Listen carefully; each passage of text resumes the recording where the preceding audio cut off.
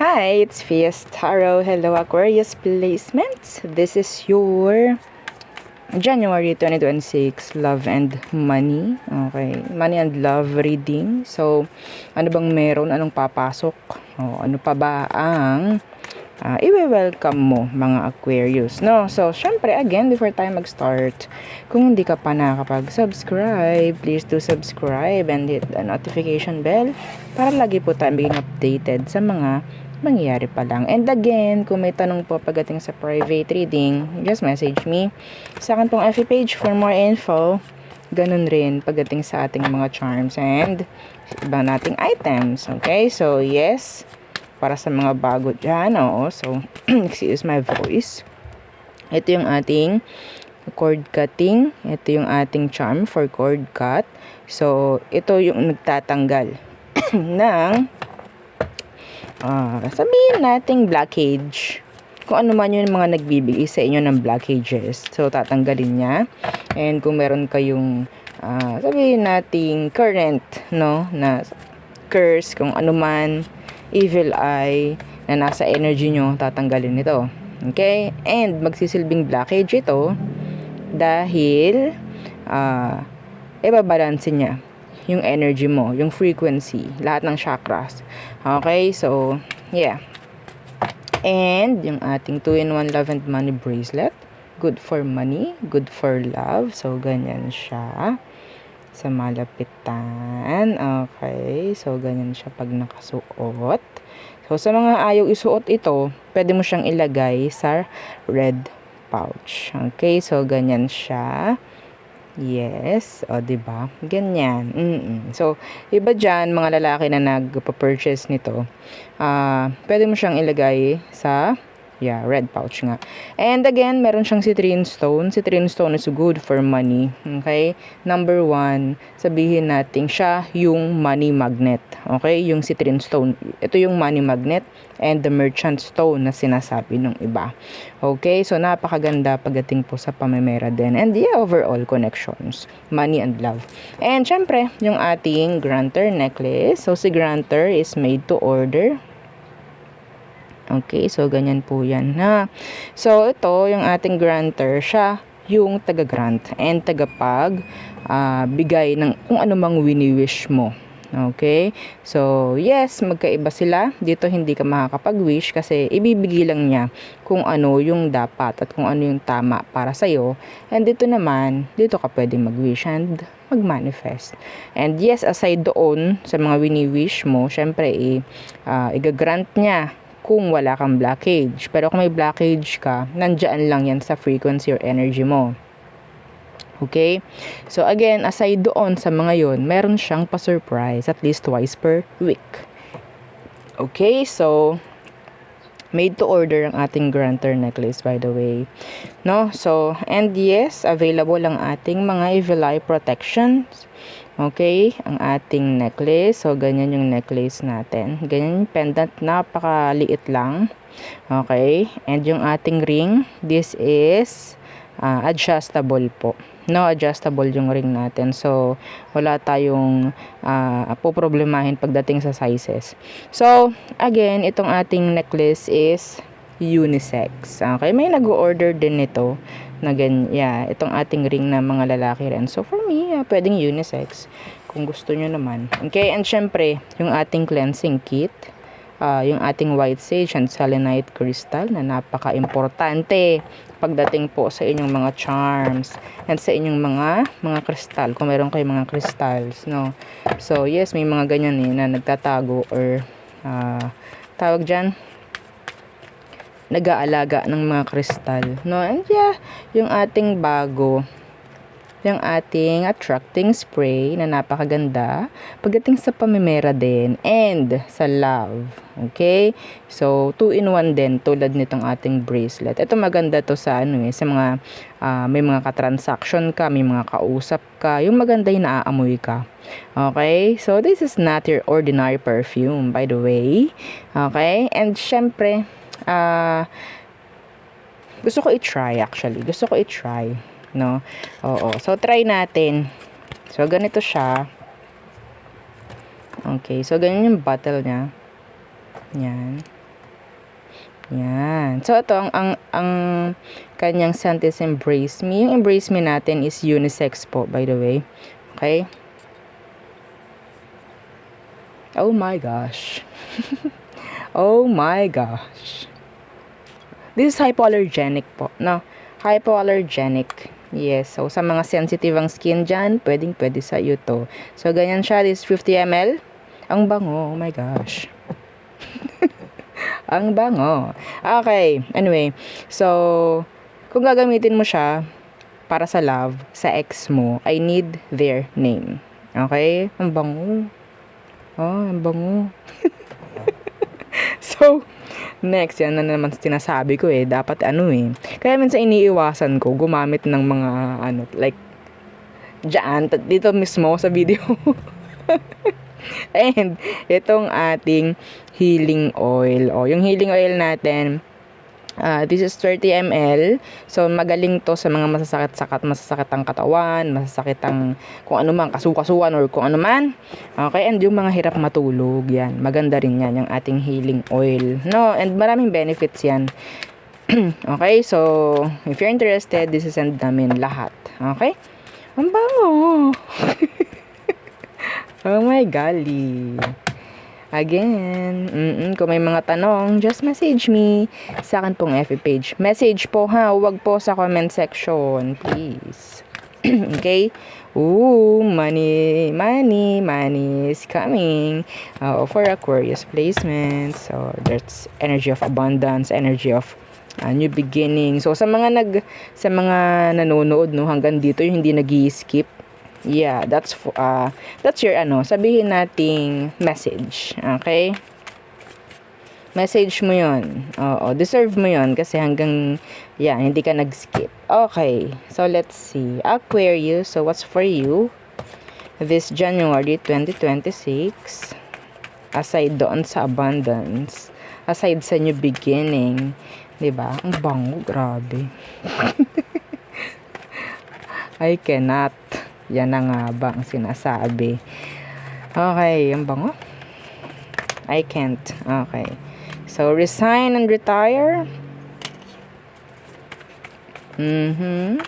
I'm hearing sum of money. Total sum. Yeah, large amount of money. What else? Overspending. Yes. Yes. Hindi naman kayo mag-overspend kung wala kayong pera. No? So, I think, there's money this January. So, iwasan nyo rin mag-overspend. Watch your spending. Unemployment. Okay, so let's see kung anong meron. So, some of you, this is good, good energy po yung binabasa natin. So, if you are unemployed, okay, so may chance po na pwedeng may mabago pagdating dyan sa career mo, dyan sa money, okay, in general. Negotiate. Okay. What else? Okay. New assets.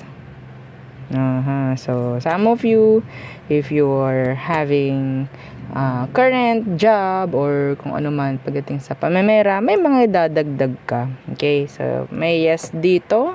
Yung iba dyan, this is This is specific. Yung iba dyan na may tanong, answerable by yes or no. Sabihin natin ang pwedeng sagot is yes. Okay? Kung sa tingin mo isa ka igaganda naman. Pero kung nasa isip mo may pagkanega, hindi ito applicable for you. Okay? This good energies lang. Yeah. Okay, some of you vacation. Oops. Okay, so there. That's sabihin natin mga papyaw lang na energy ngayong January for you, Aquarius. Okay? So, kinat natin, meron ditong 9 of Cups. 9 of Cups is wish fulfillment. I'm hearing some of you may makakakuha ng tawag dyan, surprise this January. Okay? So, tayo tumungo sa love. Sa love. So, So, unahin natin ang singles. Single Aquarius. What's coming in for you this January 2026? The Nine of Pentacles in reverse. This is commitments.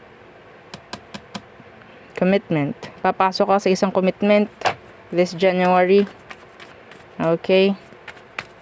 Commitment. What's with that Nine of Coins in reverse? The Four of Swords. Meron kang pwedeng makatalking stage. Okay, this January. May makakausap ka. Yeah, I think sa online to. Some of you, this person, sabihin nating nag-i-stock na to sa'yo. Okay, bago pa man mangyari to, nag-i-stock na to ngayon. Okay, they will reach out. Kung sino man to. Could be an earth sign, an air sign. Okay, this could be any sign anyway. So, yeah, I'm hearing pwedeng meron kang makakausap or talking stage. Tama ba? Okay, so, yeah, there's this connection coming in. Okay, pero wala akong nakikita ditong masyado. Sabihin nating lalalim. Okay, pwede may makikilala ka through, online, dating apps maybe. Okay, so there. So, let's see your current person. So, anong meron sa current person mo? Ating tingnan at i-check. Current, anong meron sa kanya ngayon? Okay, anong meron sa inyo? Situation nyo, Aqua, ng person mo. Oh, there could be third party involved or pwedeng meron ditong na friend zone. Not for all. Pero may ganong energy.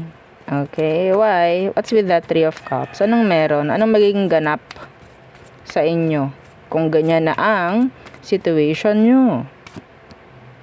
The Page of Swords in reverse. Meron ka stalker talaga ako. Labas ng labas to. Okay? So, I'm hearing energy ng rumors. Okay? Itong taong to na pwedeng friend zone mo. Or, kapag may friend zoning. Friend zoning. Sa energy. Sabihin natin, hindi pa rin ito mawawala. Nandiyan yung parang mag-iimbestiga to or kung ano man. Still the person is, sabihin natin, curious. Okay, curious. Lagi pa rin yung nakamatsyag, nakastock sa'yo. Okay? So, if there's this energy of third party involved, the Page of Swords is here, meron kang maririnig something. May maririnig ka about the connection, about the third party. I think the third party is watching you. Okay, the third party is watching you. Anong next action ng person mo sa'yo?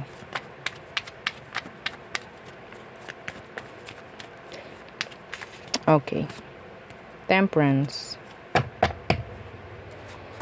Ang bango. Grabe. Naaamoy ko pa rin. So, the Ace of Wands.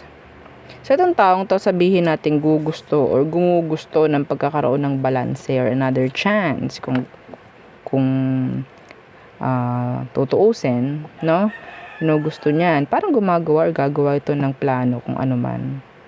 Para magkaroon ng pagkakaayos sa situation. Hindi sinasabi kung aalisin ng third party. Okay, hindi sinasabi rito kung aalisin ng third party kasi pwedeng hindi. Pwedeng makikipag-ayos lang siya. Paano, madam? Kung hindi niya aalisin, paano kami magkakaayos? I don't know. Okay? Ang malinaw lang dito, yung person mo is BS. Ayoko sabihin yun. Yung word na yun. BS na lang. Okay, so let's see. Your current. Your ex. If you're still interested sa ex mo. Anong meron? Diba? Anong meron? The ex ng mga Aqua. Anong meron? Anong ganap sa ex mo? The Seven of Cups, they're looking for another connection or pwedeng meron silang iba ngayon. or talagang playing the field, they have options. Yeah. Kaliwat kanan, walang seryosong connection kung sakali man. Yes. Some of you may mga block, no? May pwedeng binlock mo to. They're, sabi nating longing for you. Craving, aching, crying over you. Okay? Crying over spilled milk. Yes, merong pagre-regret. Ako nakikita doon sa tao. Panghinayang. Okay? So, sa tingin ko, yung ex mo, para siyang nagko-collect-collect na naman ngayon. And pwedeng nagtitingin ito kung pwedeng, or baka sakali na makakita ng tulad mo. Yeah. Okay? So, again, kung gusto niyo mag-manifest yung mga nakita natin this January, again, this is not timeless. Okay? Yes, ayoko ng timeless hanggat maaari para alam natin kung hanggang saan lang tayo maghihintay. Okay? So, yeah, this is for January. Okay? So, again, kung gusto mag-manifest, just share the video. Kailangan natin itong ipaalam, iparinig sa lahat, iparinig sa mga tao. Okay? Para sama-sama kayo na alam nyo yung energy, sama-samang ma-manifest yung energies. Okay? So, there. So, tayo tumungo sa all signs, Aries through Pisces. For you, Aquarius. Again, kung may tanong po, mag-message lang sa amin pong legit FB page. Okay. And iwasan po na magtanong sa comment section. Yes, iwasan yung magtanong sa comment section. Nababasa ko yan. Okay, pero hindi ko yan sasagutin. Hindi po kami nasagot sa comment section. Okay? Ang mga nasagot dyan, mga scammer. Kaya iwasan yung magtanong. Pero kung hindi kayo magtatanong, pwede kayo mag-comment. Okay? Kahit ano pa. So, Aries. So, energy ng changes. Maganda. Oo. Kung ano man ang meron sa inyo. Excuse me. Taurus. May pagmamadali ako nakikita dito. Yeah, pagmamadali. O, diba? May naghahabulang pusa sa bubong. Di ko alam kung narinig nyo. Gemini. So, they're waiting. Procrastinating. Nagdi-delay siya kung ano man. Di ko alam yun. So, why Aquarius? So, Cancer. Si Cancer yan, gusto na niyang gumawa ng decision. Okay? Gusto na niyang, kung ano man, bigyang linaw, kung ano man, yung mga dapat. So, Leo, gusto nila ng katotohanan. Okay? Some of them, they're ready. Virgo, energy po ng imbalance, energy ng one-sided connection. Libra, some of this Libra pwedeng gumugustong mag-message sa'yo pero dinidelete lang nila or hindi nila isinesend. Pwedeng meron ng sabihin nating mga nagawa ng mensahe, isesend na lang pero hindi nila isesend. Maybe, they want to communicate. Meron silang gustong makuhang sagot or kalinawan. Scorpio, they're afraid. Some of them, dala ng galit or kung ano mang emosyon, bugso ng emosyon, yung mga magiging desisyon nila. Okay? So, Sagittarius, si Sag naman, pwedeng hindi na makontrol. Okay? Ayaw niya ng control, ayaw niya magpa-control. So, Capricorn, wala na yung energy dito ng focus or effort. Parang wala na, ayaw na, hindi na siya consistent. Like, sabihin nating pinabayaan or papabayaan ka na lang. Okay? Aquarius, they're walking away, distancing, being silent, cold. Yeah, ganun yung energy niya, detached. Okay? Pisces, excuse me. Be careful with these Pisces. Okay? Kasi iba sa kanila, they're sabihin nating gumagawa ng mga aksyon pero tahimik. Okay? I don't know. I'm hearing revenge from my Pisces. Okay? Be careful.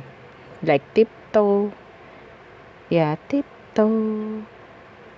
Anyway, so there. Yun ang aking reading for you, Aqua.